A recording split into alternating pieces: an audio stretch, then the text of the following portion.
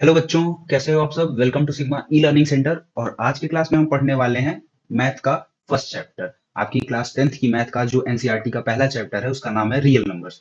तो आज हम पढ़ने वाले हैं रियल नंबर्स। रियल नंबर बहुत ही सिंपल चैप्टर है, बट स्कूल्स में टीचर इसको छोड़ देते हैं ज्यादातर, क्योंकि थोड़ा सा ये थ्योरेटिकल होता है तो समझाने में दिक्कत होती है।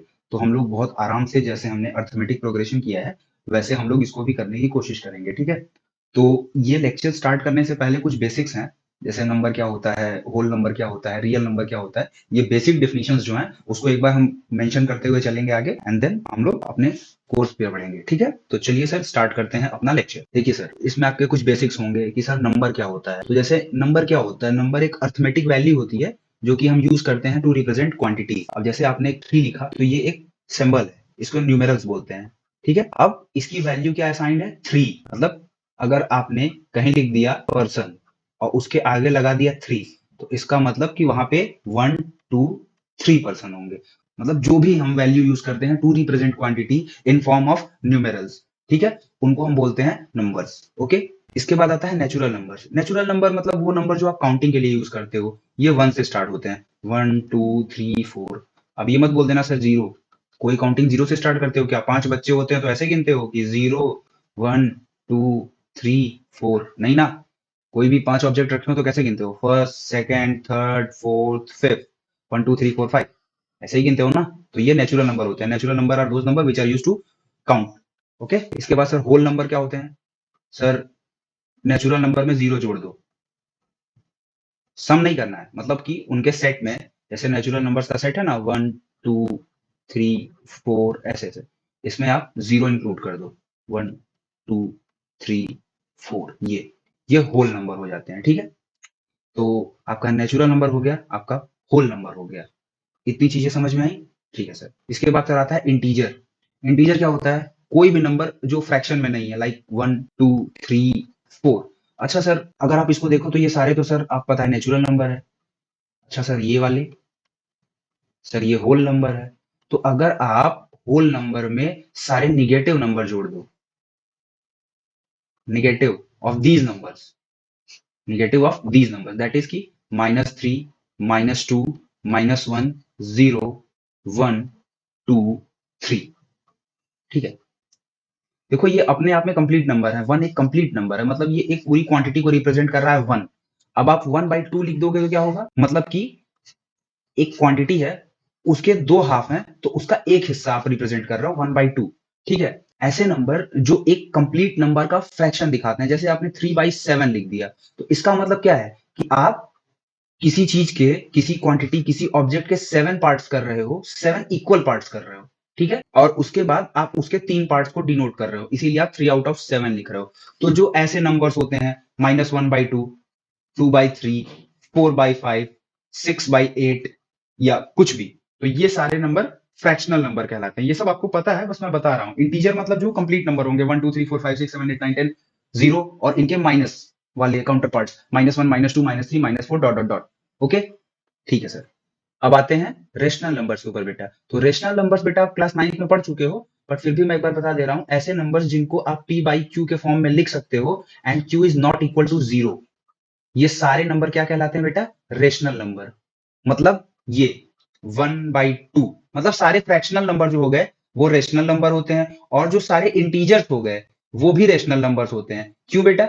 क्योंकि आप किसी भी इंटीजर को बेटा लिख सकते हो, जैसे 7 है, आप 7 को 7/1 लिख सकते हो, और 1 इज नॉट इक्वल टू 0, तो ये रेशनल नंबर की डेफिनेशन को फॉलो कर रहा है ना, तो इसलिए ये रेशनल नंबर है, ठीक है। इसके बाद बेटा आता है इरेशनल नंबर। तो इरेशनल नंबर क्या होते हैं बेटा? इरेशनल नंबर वो नंबर्स होते हैं जो रेशनल नहीं होते हैं। रेशनल नहीं होते हैं, इसका मतलब क्या है? देखो, रेशनल नंबर की डिफिनेशन होती है ऐसे नंबर जिनको हम p/q के फॉर्म में लिख सकते हैं, जहां पे q 0 नहीं होता है, और p और q दोनों क्या होते हैं? इंटीजर होते हैं। इंटीजर होते हैं, ये ध्यान रखना, इंटीजर होते हैं। अब यहां पे एक बात बताओ, आप √2 लिख लो, √2 लिख लिए, ठीक है। अब आप √2 को ये तो लिख सकते हो √2/1, और यहाँ पे 1 इज नॉट इक्वल टू 0 भी है, लेकिन क्या √2 इंटीजर नंबर है? इंटीजर है? नहीं है सर। इसीलिए इनको हम इरेशनल नंबर कहते हैं, जैसे √2, √3, इस टाइप के जो नंबर होते हैं इनको हम इरेशनल नंबर कहते हैं, ठीक है सर। अब बेटा रियल नंबर्स क्या होते हैं?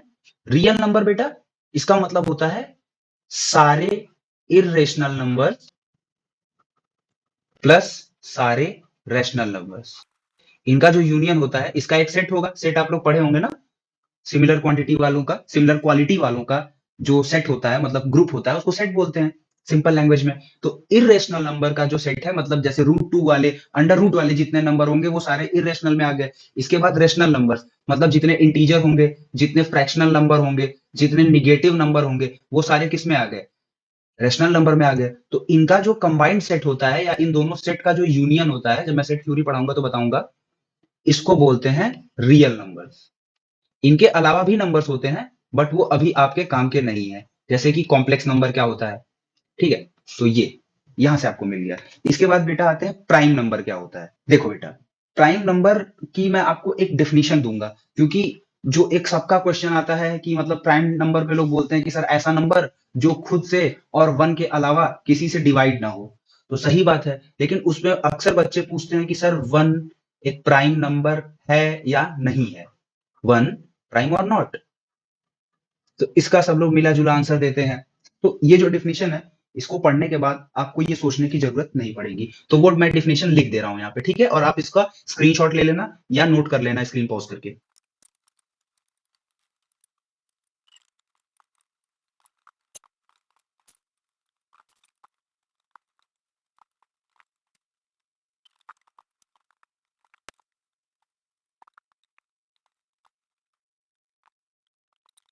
ठीक है बच्चों, देखो प्राइम नंबर की डेफिनेशन में क्या दिया हुआ है, कह रहा है कि prime number is a natural number greater than 1।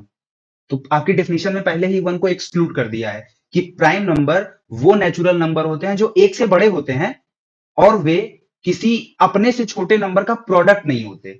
इसको समझो, जैसे आपने 2 लिया, तो ये पहली कंडीशन क्या है कि ये 1 से बड़ा है, 1 से बड़ा है, ठीक है, 1 से बड़ा हो गया। और ये अपने से छोटे किसी नंबर का प्रोडक्ट नहीं है, दो दो से ही मिलकर बना है, ठीक है। एक चीज ये अलग हो गई। फिर आप 3 देखो, 3 भी बेटा 1 से बड़ा है, ओके, और ये भी किसी नंबर का प्रोडक्ट नहीं है। इसके बाद आप 4 देखो, 4 जो है बेटा वो 1 से बड़ा है, लेकिन ये अपने से छोटे नंबर 2 का प्रोडक्ट है, क्योंकि हम 4 को 2 इंटू 2 लिख सकते हैं। तो ये प्राइम नंबर नहीं है। तो ये कैसा नंबर है, ये कंपोजिट नंबर है, मतलब ये अपने से छोटे नंबर्स के प्रोडक्ट से मिलके बने होते हैं। जो सारे नंबर नेचुरल नंबर जो प्राइम नहीं होते वो कंपोजिट नंबर्स होते हैं, ठीक है, पहली चीज। और कंपोजिट नंबर सर अगर आपको ऐसे बोलना पड़े कि कंपोजिट नंबर होते क्या है, ऐसे तो बोल दिया आपने सर जो नंबर प्राइम नहीं है वो कंपोजिट है, नेचुरल नंबर। लेकिन अगर आपको बोलना पड़ गया कंपोजिट नंबर होते क्या है, तो आपको कहना पड़ेगा कि सर ये अपने से छोटे नंबर्स के मल्टीपल होते हैं, ठीक है। चलो आगे चलो। इसके बाद बेटा देखो 5 आ गया, तो 5 भी 1 से बड़ा है, और 5 भी किसी नंबर का प्रोडक्ट नहीं है। तो ये भी क्या हो गया, प्राइम नंबर। इसके बाद आप 6 उठा लो, 6 भी बेटा 1 से बड़ा है, लेकिन 6 अपने से छोटे नंबर 2 और 3 का प्रोडक्ट है, इसलिए ये प्राइम नंबर नहीं है। ऐसे आप करते जाओगे, ठीक है। तो चलो कमेंट बॉक्स में मैसेज करना, या कमेंट बॉक्स में कमेंट करना आप लोग, 1 से लेकर 100 के बीच में कितने प्राइम नंबर्स हैं, टोटल प्राइम नंबर्स, ठीक है, ये आप लोग बताएंगे। अब चलिए सर चलते हैं को प्राइम नंबर पे। देखो बेटा, को प्राइम नंबर्स क्या होते हैं बेटा, ऐसे दो प्राइम नंबर्स, ठीक है, या आप कह लो कि ऐसे दो नंबर्स हम उठा लें जिनमें सिर्फ 1 कॉमन होता है, 1। जैसे आप किसी भी नंबर को, जैसे आपने 8 लिखा हुआ है, तो आप इसको 8 इंटू 1 भी लिख सकते हो, आप इसको 2 इंटू 4 भी लिख सकते हो, आप इसको 2 इंटू 2 इंटू 2 भी लिख सकते हो, और उसके साथ इसको इंटू 1 भी लिख सकते हो। मतलब आप किसी भी नंबर को एज ए प्रोडक्ट ऑफ 1 लिख सकते हो ना। ऐसे कोई भी दो नंबर आप उठा लो जिनके बीच में सिर्फ 1 कॉमन हो और कोई नंबर कॉमन ना हो, तो वो साथ में को प्राइम कहलाते हैं। जैसे एक नंबर आप 27 उठा लो, ठीक है। तो एक बात बताओ बेटा, कि अब ये 27 है, इसको आप लिखोगे तो क्या लिखोगे, 3 इंटू 3 इंटू 3, ओके, इंटू 1। तो एक बात बताओ बेटा, 8 और 27 इनको अगर आप लिखोगे तो आप क्या लिखोगे, ये लिखोगे ना कि सर इन दोनों में सिर्फ 1 कॉमन है, 1। तो ऐसे दो नंबर जिनके बीच में सिर्फ 1 कॉमन होता है, उनको हम क्या बोलते हैं कि वो को प्राइम नंबर्स हैं। मतलब कह लो कि इनमें कोई कॉमन फैक्टर नहीं होता एक्सेप्ट 1। 1 को हम फैक्टर ऐसे मतलब काउंट नहीं करते, क्योंकि उसका कोई मतलब नहीं निकलता, ठीक है। तो को प्राइम नंबर्स कौन से नंबर होते हैं बेटा, को प्राइम नंबर्स ऐसे नंबर्स होते हैं जिनके बीच में कोई भी कॉमन फैक्टर नहीं होता। क्या होता है? No common factor, no common factor except one. तो बेटा सब में होता है वन, ठीक है। इस वन का मतलब नंबर जो है वन वो है। ये मत कह देना कि इनमें एक कॉमन नंबर होता है, ऐसा मत कर लेना। इसमें जो वन होता है मल्टीपल में, वन एक क्वांटिटी वो, ठीक है। चलो, जैसे इसको दूसरे एग्जांपल से अगर आप समझना चाहो तो जैसे आप एक एग्जांपल ले लो 35 और इसके साथ आप एक नंबर ले लो, सपोज करो 39, ठीक है।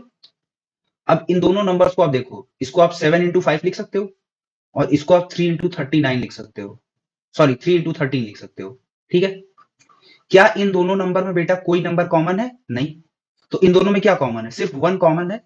35 को भी आप 7 इंटू 5 इंटू 1 लिख सकते हो और इसको भी आप 3 इंटू 13 इंटू 1 लिख सकते हो। मतलब इनमें जो एक फैक्टर कॉमन है वो फैक्टर 1 है, उसकी वैल्यू क्या है? 1। तो इसलिए ये भी क्या है? को प्राइम नंबर्स हैं। और जितने भी प्राइम नंबर्स होते हैं वो आपस में को प्राइम होते हैं। इसको रिलेटिवली प्राइम भी कहते हैं। को प्राइम को रिलेटिवली प्राइम नंबर भी बोलते हैं, ठीक है। तो इसको आप ध्यान रखना।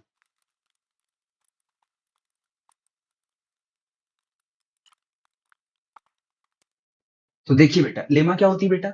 लेमा सर एक पहले से प्रूव्ड स्टेटमेंट होती है। मतलब आपने कोई चीज पहले से प्रूफ करके रखी है और आप उसका यूज कर रहे हो किसी और चीज को प्रूफ करने में। तो वो स्टेटमेंट जिसका आप यूज करते हो किसी और स्टेटमेंट को प्रूफ करने में, जो पहले से प्रूफ किया हुआ है, उसको हम लेमा कहते हैं, ठीक है। लेमा एक टर्म है, इसका कोई मतलब ऐसे नहीं होता तो मतलब लेमा क्या आ गया, ठीक है। इसको लेमा बोलते हैं। जैसे समझो, मान लो आपके फादर है, ठीक है, और उनके दो बच्चे हैं, ठीक। एक सन है, एक डॉटर है। ये मैं एग्जांपल दे रहा हूँ, ऐसा होता नहीं है, मतलब ये तुमको समझाने के लिए मैं बता रहा हूँ।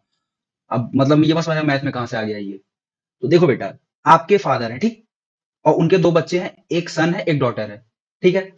तो ये अगर प्रूव्ड स्टेटमेंट है, आपके फादर का एक लड़का है, ठीक है, और आपके फादर की एक लड़की है। तो आप स्टेटमेंट को यूज कर सकते हो ना, ये प्रूफ करने के लिए कि आप दोनों भाई बहन हो। आप अपने फादर के लड़के हो या आपके फादर के दो बच्चे हैं, एक डॉटर एक सन, ये लेमा हो गया। और दूसरा स्टेटमेंट कि आप दोनों भाई बहन हो, इसको प्रूफ करने में आप पहला स्टेटमेंट यूज कर रहे हो, ठीक है। ऐसे इसको लेमा बोलते हैं। मैथ में जब आएगा मैं बताऊंगा, टेंशन मत लेना एकदम। इसके बाद बेटा एल्गोरिथम आती है। एल्गोरिथम क्या होती है? देखो, एल्गोरिथम कुछ नहीं होती है। एल्गोरिथम बस बेटा सेट ऑफ प्रोसीजर्स होता है, सेट ऑफ स्टेप्स कह लो, प्रोसीजर्स कह लो। मतलब to solve a specific type of problem. जैसे मान लो बेटा कि ये आपका घर है, ठीक है, ये आपका घर है और आप यहां से, आपके यहाँ पे आप घर से निकलते हो तो यहाँ पे क्रॉसिंग आती है, ठीक है, 4 वे क्रॉसिंग आती है। अब यहां से जब आप क्रॉसिंग से जाते हो तो यहाँ पे आपका सुपर मार्ट है जहां से आप सारे सामान खरीदते हो, ठीक है। तो अब अगर आपको सुपरमार्ट जाना है अपने घर से, तो आपको 2-3 स्टेप तो फॉलो करने पड़ेंगे। सबसे पहले आपको अपने घर से निकलना पड़ेगा गेट से ओपन करके, ठीक है। फिर आप गेट से आओगे, उसके बाद आप क्या करोगे? आप लेफ्ट टर्न लोगे, बिल्कुल। आप लेफ्ट टर्न लेके क्रॉसिंग पे जाओगे, क्रॉसिंग से आप क्या लोगे बेटा? राइट टर्न लोगे। फिर उसके बाद आप अगले टर्न से लेफ्ट टर्न लोगे और तब आप सुपरमार्केट में पहुंचोगे, ठीक है। तो इसका मतलब ये स्टेप्स हैं कि आपको यहां से निकलना है, फिर यहां जाना है, फिर ये करना है, फिर ये करना है, फिर ये करना है। तो ये जो सारे सेट ऑफ स्टेप्स होते हैं इनको एल्गोरिथम बोलते हैं। तो basically algorithm is nothing but set of steps which is used to solve a particular type of problem. अब ऐसा नहीं है कि एक ही तरीके से चल के आप सारी सवाल सॉल्व कर लोगे, समझे। तो इसीलिए मैंने ये टर्म यूज किया है, to solve a specific type of problem. चलो सर, अब आगे चलते हैं अपने काम के ऊपर। तो बेटा आपका अगला टॉपिक है यूक्लिड्स डिवीजन लेमा। देखो, यूक्लिड्स डिवीजन लेमा एकदम बिल्कुल बकवास है, इसमें कुछ नहीं है। बस इसका स्टेटमेंट थोड़ा सा देखने में ऐसा लगता है कि बहुत टफ है, पर कुछ है नहीं, आज के बाद टफ नहीं लगेगा। इसको ध्यान से देखो, क्या कह रहा है कि for any two given integers. पहली बात तो इंटीजर्स है। इंटीजर्स से तुमको क्या समझ में आया सर? 1 2 3 4 5 6 7 8 9 10, पहली चीज, ठीक है। माइनस में भी हो सकता है पर अभी हम पॉजिटिव कंसीडर कर रहे हैं, जब आएगा तब देखा जाएगा, ठीक है। कह रहा है सर दो इंटीजर्स हैं ए एंड बी, तो चलो हम दो इंटीजर ले लेते हैं बेटा ए एंड बी। और ध्यान रखना ए बड़ा होगा, क्यों बड़ा होगा वो अभी मैं आपको आगे बता दूंगा, ठीक है। तो एक नंबर हमने ले लिया 17, इसको मान लो बी।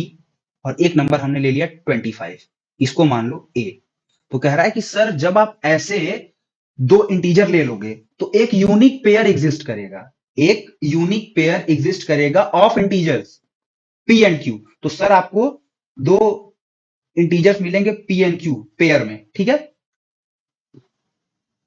इतना क्लियर है कि दो इंटीजर मिलेंगे, कैसे कि सर वो सेटिस्फाई करेंगे इस इक्वेशन को, a is equal to B into P plus q, such that जो q की वैल्यू है बेटा वो b से बड़ी नहीं हो सकती, b के बराबर नहीं हो सकती, हमेशा b से छोटी होगी। इस स्टेटमेंट का मतलब समझते हो, 0 q।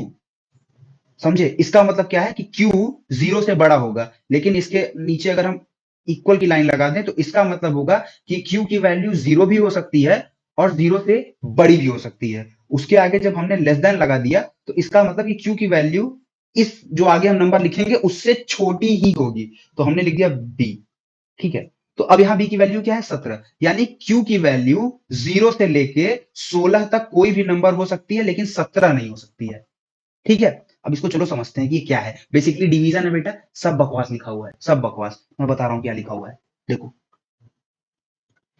Dividend is equal to divisor into quotient plus remainder. Dividend क्या होता है बेटा, जिसको आप डिवाइड करते हो। डिवीजर क्या होता है, जिससे डिवाइड करते हो। कोशिएंट क्या होता है, जितनी बार डिवाइड करते हो। और रिमाइंडर क्या होता है, जो बचता है। तो चलो जरा करते हैं, 17 से हम 25 को डिवाइड कर देते हैं बेटा, ठीक है। 1 टाइम्स जाएगा 17 और यहां क्या गया 8। तो अब आप 17 से जब 25 को डिवाइड करोगे, 17 से 25 को डिवाइड करोगे तो हमेशा कोशिएंट 1 ही आएगा और जो आपका रिमाइंडर है वो 8 ही आएगा। तो ये यूनिक हो गया ना, किसके लिए, 17 और 25 के सेट के लिए। तो ए क्या हो गया, डिविडेंड 25 जिसको डिवाइड किया जा रहा है, 17 क्या हो गया, जिससे डिवाइड किया जा रहा है। कोशिएंट क्या हो गया, जितनी बार बड़ा वाला नंबर छोटे वाले नंबर से डिवाइड हो रहा है, या आप कह सकते हो डिविडेंड डिवीजर से कितनी बार डिवाइड हो रहा है, तो ये हो गया। और रिमाइंडर क्या बच रहा है, 8, ठीक है। अब ये यूनिक ही हुआ ना बेटा। अब आप ऐसा तो नहीं कर सकते कि आप 17 से 25 को डिवाइड करो और आपको यहाँ पे कोशिएंट 2 मिल जाए और यहाँ पे रिमाइंडर आपको 6 मिल जाए, ऐसा कभी नहीं होगा ना। ये मेरा कहने का मतलब है, ये सेट यूनिक होता है, तो यही यूक्लिड बताए। और ये तो सिंपल सी बात है, आप किसी भी नंबर से किसी भी नंबर को डिवाइड करोगे तो हमेशा जो कोशिएंट होगा और जो रिमाइंडर होगा वो एक कांस्टेंट ही होगा। मतलब दो नंबर के लिए जो आ जाएगा वही आएगा, उसके अलावा वैल्यू चेंज नहीं होगी, समझे। जैसे एक और एग्जांपल ले लो, सपोज करो हमने 34 ले लिया और हमने 3 ले लिया, ठीक है। तो बड़ा वाला नंबर क्या हो गया, डिविडेंड, छोटा वाला डिवीजर, ठीक है। अब हम डिवाइड करते हैं बेटा। तो जब हम डिवाइड करेंगे तो ये कितने टाइम्स जाएगा, 11 टाइम्स 33 और क्या आया 1। तो जब भी आप 34 को 3 से डिवाइड करोगे, देखो थ्योरी में आपके क्या बोला है, आपके थ्योरी में क्लियर क्लियर बोला है, for any two given integers. तो अगर आपको दो गिवन इंटीजर्स दे दिए गए 3 और 34, आपको दो गिवन इंटीजर्स दे दिए गए 34 और 3, तब उस केस में जो कोशिएंट होगा, मतलब वहां पे एक सेट एग्जिस्ट करेगा, मतलब कोशिएंट और रिमाइंडर हमेशा क्या होंगे, कांस्टेंट होंगे, जो भी आएगा वही आएगा, फिक्स रहेगा। अब 34 को आप 3 से डिवाइड करके यहाँ 2 नहीं ले आ सकते, यहाँ 5 नहीं ले आ सकते, यहाँ 1 नहीं ले आ सकते, कुछ भी नहीं ले आ सकते, जो आ रहा है यही आएगा। तो ठीक है, तो मतलब P क्या हो गया, P आपका आ गया 11 टाइम्स और Q क्या हो गया, आ गया 1। तो अब अगर आप इसको लिखना चाहो तो कैसे लिखोगे, 34 यानी A is equal to B क्या है बेटा 3 इंटू P क्या है 11 टाइम्स प्लस 1। तो क्या बेटा ये निकल के आया, यही यूक्लिड का डिवीजन लेमा है। और इसका यूज कहां होता है ये मैं आपको आगे बताऊंगा, जैसे जैसे सवालें आते जाएंगे वैसे वैसे मैं आपको बताते जाऊंगा। तो बेसिकली जब यूक्लिड डिवीजन लेमा आएगा तो आपको याद रखना है कि कोई भी दो गिवन नंबर ए बी के लिए, इंटीजर के लिए, दो इंटीजर ए बी अगर दिए रहेंगे तो उनके लिए पी क्यू का एक सेट क्या होगा, यूनिक होगा। कैसे यूनिक होगा कि A is equal to B into P plus Q, और क्यू की वैल्यू क्या होगी बेटा, 0 से बड़ी होगी और जो बी है उससे छोटी होगी। अच्छा बेटा ये तो मैंने बता दिया बार बार, बी के बराबर हो जाएगा तो क्या हो जाएगा, सपोज करो ये जो क्यू है अगर यहाँ 3 हो जाता, क्यू अगर 3 हो जाता, चलो एक नंबर लेते हैं अच्छा सा, 36 ले लो, ठीक है। अब इसको 3 से डिवाइड करो, मतलब आपका ए क्या हो गया, ए की वैल्यू अब 36 हो गई है और बी अभी भी 3 है। तब देखो क्या होगा, मैं जो आपको बताना चाह रहा था, आप करोगे तो क्या जाएगा, 1 टाइम 3 कैंसिल, 6 आएगा, 2 टाइम 6 कैंसिल, यानी रिमाइंडर क्यू कितना बच गया, क्यू 0 हो गया। क्योंकि बेटा क्या है ना कि जैसे ही क्यू बी के बराबर पहुंचेगा फिर तो वो पी से मतलब डिवाइड हो जाएगा ना। जैसे ही ये जो बेटा क्यू है ये बी के बराबर हो जाएगा तो फिर वो डिवाइड हो जाएगा ना, बचेगा कहाँ। जैसे अब 3 हो गया, अगर रिमाइंडर 6 हो गया, देखो यहाँ पे 6 आया है रिमाइंडर अभी 6, तो जैसे ही 6 हुआ वो 2 टाइम डिवाइड हो गया ना। तो इसलिए हम कभी भी ये जो क्यू है ये नहीं हो सकता। रिमाइंडर अगर नंबर के बराबर हो जाएगा तो नंबर से डिवाइड नहीं हो जाएगा, 3 हो जाएगा तो कट जाएगा, 6 हो जाएगा तो कट जाएगा, 9 हो जाएगा तो कट जाएगा। तो अब जब तुम्हें पता है कि वो कट जाएगा तो फिर उसमें कोई ऐसी सोचने वाली बात ही नहीं है। अब 9 है तो 9 से कट जाएगा, 8 रहेगा तो 2 टाइम्स जाएगा, 2 टाइम्स जाएगा 6 आएगा, यहाँ पे 6 आया तो क्या बचा रिमाइंडर 2। 7 लोगे तो क्या होगा 3 से 2 टाइम्स जाएगा 6, बचा क्या 1, ठीक है। और इसके बाद 9 ले लिए तो 0, इसीलिए क्यू की वैल्यू 0 से लेके बी के बीच में लाई करती है, बी से छोटी होती है और 0 से बड़ी होती है या 0 के बराबर होती है, ठीक है। तो ये आपका डिवीजन लेमा है।